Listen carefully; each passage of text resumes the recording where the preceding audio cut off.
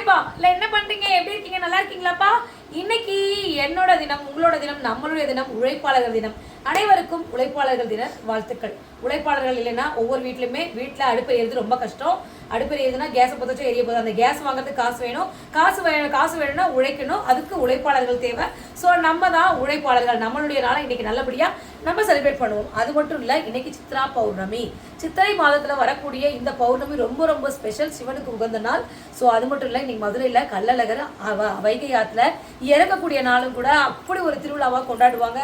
நான் டிவியில தான் ஒரு வருஷம் பார்த்து நேரில் ஒரு நாள் கூட பார்த்ததில்ல. பை சான்ஸ் எனக்காச்சும் கிடைச்சதுன்னா கண்டிப்பாக நம்ம எங்களால் கண்டிப்பாக போய் ஒரு நாளைக்கு நம்ம கலந்துப்போம். அதை பார்க்கறதுக்கு உண்டான வாய்ப்பு அந்த கடவுள் அமைச்சு கொடுக்கும். சரி, ஓகே. இன்னைக்கு அது மட்டும் இல்லை, இன்னைக்கு ரொம்ப ஸ்பெஷலான ஒரு நாள். நம்மளுடைய அஜித்குமார் அவர்களுக்கு இனி அல்டிமேட் ஸ்டார் அஜித்குமார் அவர்களுக்கு இன்று பிறந்தநாள். ஸோ அவருக்கு இனிய பிறந்தநாள் வாழ்த்துக்கள் அஜித்குமார் அவர்களே. சரி, ஓகே, வீடியோக்குள்ளே போகலாம். இன்னைக்கு சித்ரா பௌர்ணமி நான் என்ன பண்ணுவேன் அப்படின்னு இப்போ இன்ஸ்டாகிராமில் நேற்று பார்த்தேன். 8 கிராமில் வெள்ளி காயின் வாங்கி வைங்க. அது 10 ராவு காலத்தில் 10 to 12 வருது இல்லையா, அந்த ராவு கால நேரத்தில் போய் வெள்ளி காயின் வாங்கிட்டு வந்து வைங்க அப்படின்னு ஒருத்தவங்க சொன்னாங்க.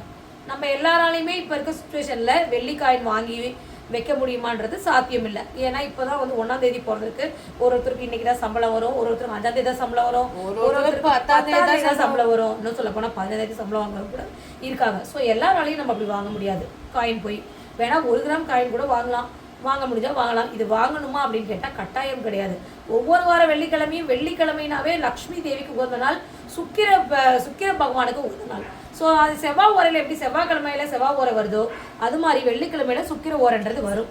அந்த மாதிரி ஸோ அந்த நேரத்தில் நம்மளால வெள்ளி காயின் வாங்க முடியலனாலுமே இன்னைக்கு நீங்கள் மறக்காம நான் என்ன பண்ணுவேன்றதை சொல்லிடுறேன். காலையில் எந்திரிச்சேன் 6:30க்கு எந்திரிச்சதுமே நேராக ப்ரஷ் பண்ணிட்டு காலை கடன்கள்லாம் முடிச்சுட்டு வாசலை கழுவி மஞ்சள் குங்குமம் தடவி கோலம் போட்டுட்டு நேராக கிச்சனுக்கு கொஞ்சம் பாத்திரம் தான் விளக்கி அடுப்புட்டு தொடச்சி அடுப்புக்கு மேலேயும் மஞ்சள் தடவி போட்டு வச்சுட்டு வீட்டை சுத்தமாக கூட்டி குப்பை அள்ளி போட்டு பழைய துணிமணிகள்லாம் இருந்ததெல்லாம் மடித்து வச்சுட்டு சோபா கீபா கவர் எல்லாத்தையுமே உதறி எல்லாம் போட்டுட்டு நானும் போய் நல்லபடியாக தலையோட தண்ணி ஊற்றிக்கிட்டு நல்லபடியாக இன்றைக்கி வேண்டிக்கிட்டு நல்லபடியாக இருக்கணும் அப்படின்னு சொல்லிட்டு தலையோட தண்ணி ஊற்றிட்டேன். என்ன பண்ணுவேன்னா ஈவினிங்காக ஒரு 5-6 மணி போல் மார்க்கெட்டுக்கு போய் பூவெல்லாம் வாங்கிட்டு வீட்டில் வராகி அம்மன் இருக்காங்க, எல்லோரும் இருக்காங்க. மறக்காமல் எல்லாரும் டைம் கிடச்சா ஒரு சிவன் கோயிலில் இன்னைக்கு சிவனுக்கு முதல் சிவன் கோயிலில் போய் சிவனை வேண்டிட்டு அவருக்கு ஒரு நெய் தீபமோ இல்லை எண்ணெய் தீபமோ போட்டுவாங்க. அது ரொம்ப ரொம்ப நல்லது. அந்த மாதிரி பண்ணால் ரொம்ப ரொம்ப சிறப்பு. இந்த நாளில் என்ன பண்ணால் கடன் பிரச்சனை தான் மெயினாக, ரொம்ப கழுத்தை நெருக்கின கடன் இருக்குது அப்படின்றவங்க மறக்காமல் உப்பு தீபம் போடுங்க. நான் எப்போவுமே நார்மலாகவே எங்கள் வீட்டில் உப்பு வச்சு ஒரு தீபம் இருக்கும். ஆனால் இப்போ கொஞ்ச நாள் அந்த உப்பு வச்ச தீபத்தை நான் வைக்கிறது இல்லை. இனிமேல் அதை ஃபாலோ பண்ணி இன்னையிலேருந்து ஃபாலோ பண்ணேன். ஆனால் சித்ரா பௌர்ணமிக்கு வச்சிருவேன். இன்னையிலேருந்து அதை நான் ஃபாலோ பண்ணுன்ற முடிவு பண்ணிட்டேன். ஒரு அகல் விளக்கு எடுத்துக்கோங்க, மண் அகல். அதில் நல்லா உப்பு வச்சுக்கோங்க, 1 பிஞ்ச் மஞ்சள், 1 பிஞ்ச் குங்குமம், 1 ரூபாய் நாணயம் அதில் வச்சுக்கோங்க, கொஞ்சமாக பச்சை கற்பூரமும் வச்சுக்கோங்க.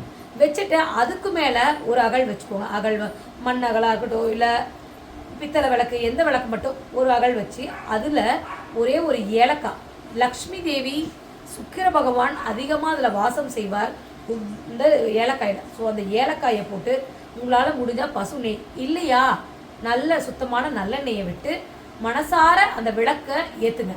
அதுதான் உப்பு தீபம். மகாலட்சுமி தாயாருக்கு வெள்ளிக்கிழமை நாட்களில் சுக்கிர ஓரை இரவு 8 to 9 சுக்கிர ஓரையில் நீங்கள் இந்த விளக்கை ஏற்றி தொடர்ந்து 9 வாரம் ஏற்றி பாருங்கள். கழுத்தை நெருக்கிற கடன் எப்போவுமே வீட்டில் காசுன்றது பணப்புழக்காட்டம் இருந்துகிட்டே தான் இருக்கும். அதனால் நீங்கள் இந்த இதை பண்ணி பாருங்கள், கண்டிப்பாக நடக்கும். நான் இப்படி தான். அது மட்டும் இல்லை, ஈவினிங்கில் ஏதாவது ஒரு நெய்வேத்தியம் கண்டிப்பாக இன்றைக்கி செய்வேன். ஏதாவது ஒரு நெய்வேத்தியம் முடிஞ்ச அளவுக்கு வாசனை உள்ள மலர், கொஞ்சமாக மல்லிகைப்பூ, அந்த மகாலட்சுமி தாயார் கழுத்தில் ஒரு வாசனை உள்ள மலர் போடும்போது தெய்வீக மனம் நம்ம வீட்டில் எப்பவுமே இருக்கும். இன்றைக்கி வீடு துடைக்கும் போது மறக்காமல் கொஞ்சமாக பச்சை கற்பூரம், கொஞ்சம் மஞ்சத்தூள்.